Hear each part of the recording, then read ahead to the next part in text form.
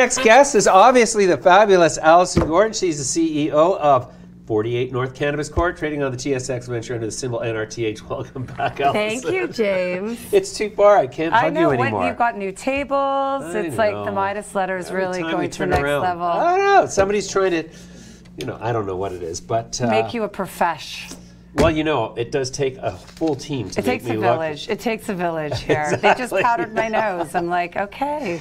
So, Alison, yes. you did a deal with Canopy Growth, which is like not Canopy Rivers. That's Canopy Growth invested directly into you. Takes an astute person to notice that. Which is kind of odd because Canopy Rivers is supposed to be the investment enterprise. So I get the sense that if Canopy Growth put the money directly in and signed a supply agreement, that you must have some direct connection with the people there at Canopy Growth and they really like what you're doing. Well, obviously I can't speculate for them, but yeah, we do have a really nice relationship with Canopy. You know, we have so much respect for what they're doing for sure. So we would love to partner with them as we are, and we were really excited to be able to do that. And the supply deal is also great because, as you know, you and I have talked about this before, we're wholesaling right now. I don't see a first mover advantage to having brands in this current market of retail or whatever we want to call that right now. It's funny you should say that. I saw, so we had a guy in here who gave us some edibles that were not from the cannabis store. Well, he's not a legitimate supplier. Okay. But all of the edibles were labeled exactly as if they had come from the cannabis store. Like it looked just like that. So when you say there's no point in branding in this market, I see exactly what you're saying. Yeah, there is no brand differentiation. You know what? So you're in the industry. You know that these edibles are not allowed, so you know they're not legitimate. But I think I've told you before that I get in fights with family and friends who are like, I bought these edibles from a legal cannabis store. I'm like, no, you didn't. Right? So yeah, the consumer's for sure confused. I mean, I went on the OCS the night before, you know, of legalization at midnight, right? Tuesday night at midnight.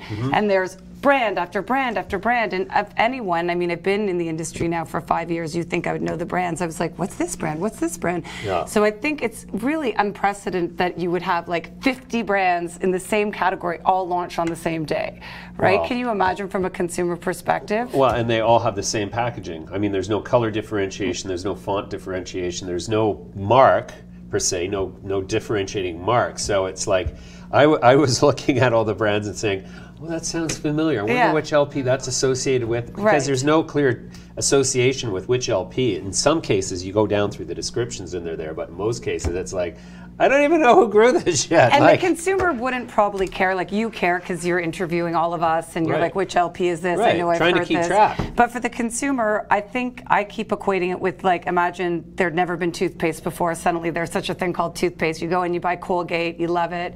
Then you go back the next time, there's no Colgate because that's what's going on. So you'd say, okay, well, I kind of like that it was peppermint and, you know, I like that it was in this kind of a tube. And I think that that's where it begins for consumers. They start to think about, oh, I liked that strain or I like that packaging, like in a bag or a jar or whatever it might be. But I just can't justify to myself and our company why we would lose money or, you know, make very little money by right now being in retail. You know, before investors used to say, well, what retail supply contracts do you have? You remember probably 4 months ago, people were announcing they have an OCS contract, the stock would go up.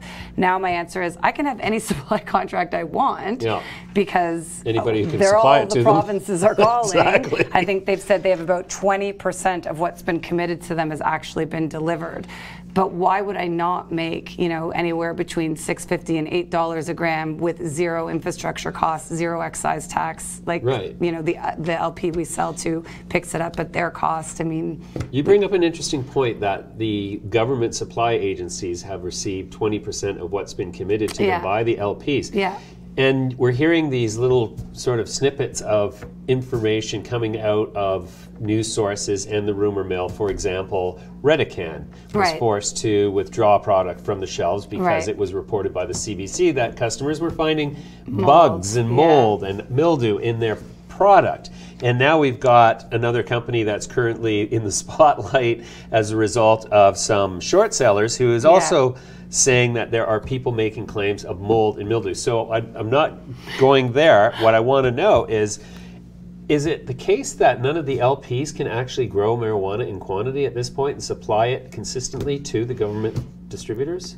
What I would say is I'm sure they can grow cannabis when you are trying to meet a commitment and you don't allow yourself the time on drying, let's say. So this is something Jeanette, my co-CEO, is an incredible cultivator, has taught me, you know, if there's any moisture in, you know, the packaging, there's possibility of mold. So really, we're all moving at such a quick pace, and everybody said, yeah, OCS or whoever, I can commit X amount of kilos to you. So they're trying to quickly get that product out the door. I think that's where you can get into some of those problems. But yeah, you and I have talked about this before. We have not seen evidence yet that people can grow on a mass scale. I have no doubt with the brain power and the money that Canopy has, they will figure that out. Sure. But it doesn't come overnight to say, you know, we're going to mass produce for the first time in the history of the world cannabis. So well, yeah. I mean, I hearken back to the underground days in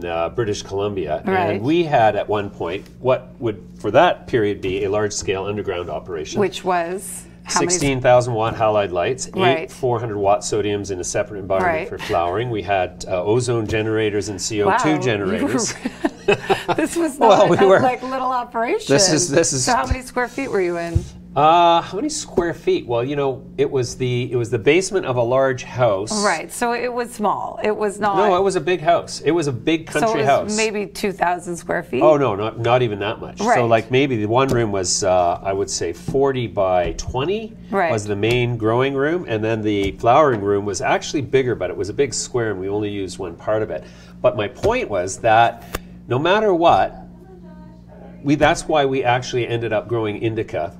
Preferably because of the shorter growing cycle. Because no matter what, the longer the plant stays in the room in that environment where it's optimum for bugs, the more spider mites there are, the more thrips there are, the more.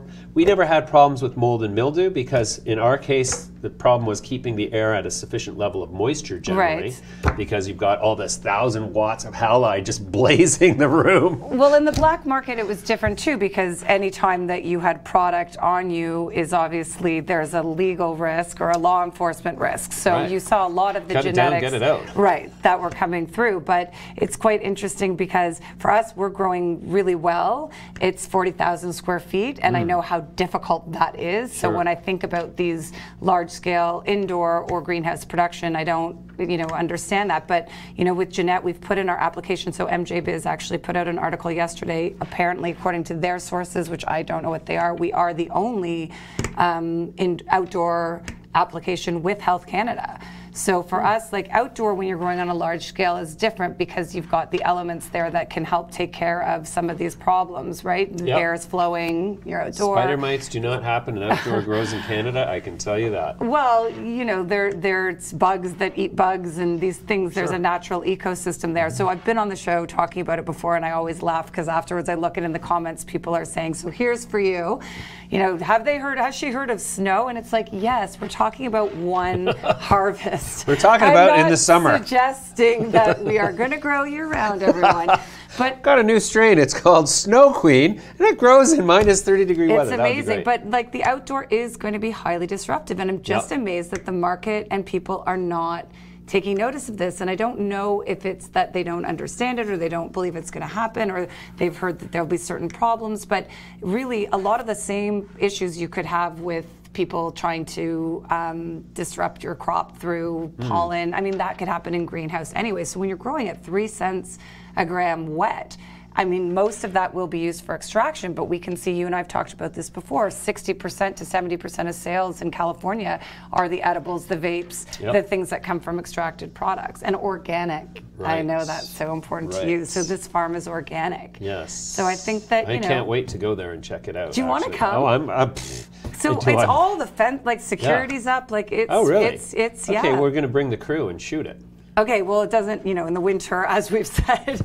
We're not coming in the winter. Oh, you're going to come in the spring. So. Well, actually, I'd like to come in. Like June.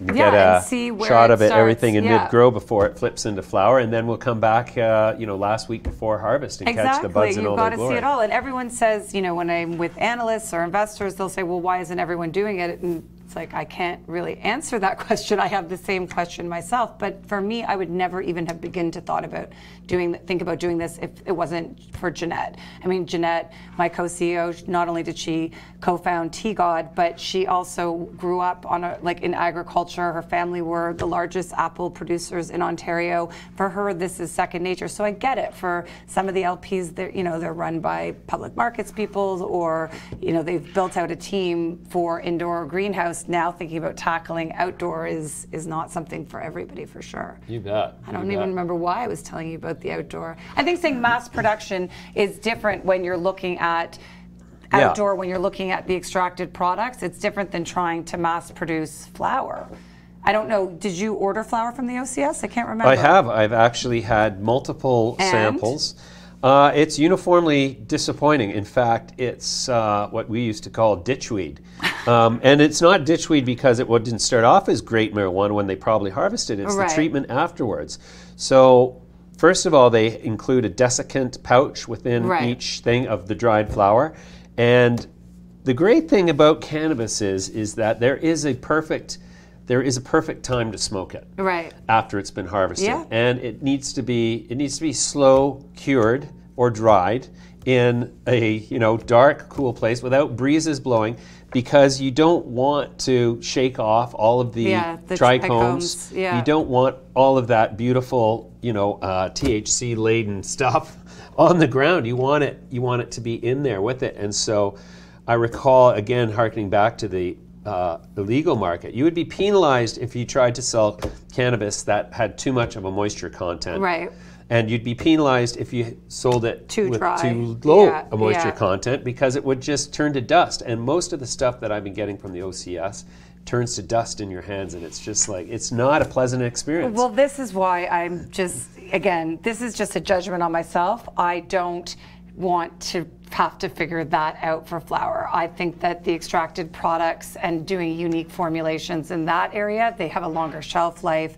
I don't know how we ever solve for the problem that you're speaking about. I mean, it's not like in the black market, again, you harvest, you get it out as quickly as you can. It hits wherever it hits as quickly as possible. You're never going to have that kind of time in this, as I can see it, in the market where you have to store it, then you have to ship it, then it's going to sit warehousing for the provincial retailers. So for me, it's like, let somebody else figure out the flower side, and I'm more interested in the cosmetics and the vapes and all these things. But hopefully they'll figure it out. We got off on a real tangent there, but this is not about me; it's about you. 48 North. So tell me what, so you closed a $10 million private placement. Yes. And you've got this partnership with Canopy Growth now, who's also put in money, and it's a supply agreement as well. It's a supply agreement, and they've acknowledged that they are looking forward in the future to carrying our products and brands. So that's really lovely, stamp of approval and confidence from, I would say, the biggest cannabis company in the world. So we're excited that they're taking notice and that we have a nice relationship with them. So it's all good, but for sure, I'm super pleased that we are finalized the deal with Good and Green, and that we will have the second facility, their facility in Brantford, and then the farm off of there. So it's like, we're growing. Okay, well, we're all growing, and we're up in the markets, if you can believe it. Yeah, we're up like 35% from yesterday. Oh wow! I know, isn't that crazy? Driving the upswing. I love it. Yeah, well, I think people, as I said about the outdoor, about these small or LPs. At first, I think the world was going, okay, the story's done. It's one of these 6 players, and I've always been like, what? The story's not done. This is a long life. But we are able, and we announced our first quarter financials, and we are EBITDA positive. Awesome. So I think that's the market's going, hold on, there are some really interesting focused businesses. We're not trying to be a global conglomerate. Fantastic. All right, Alison, we're going to leave it there. Thank you so much again for coming in again. That's it for this time.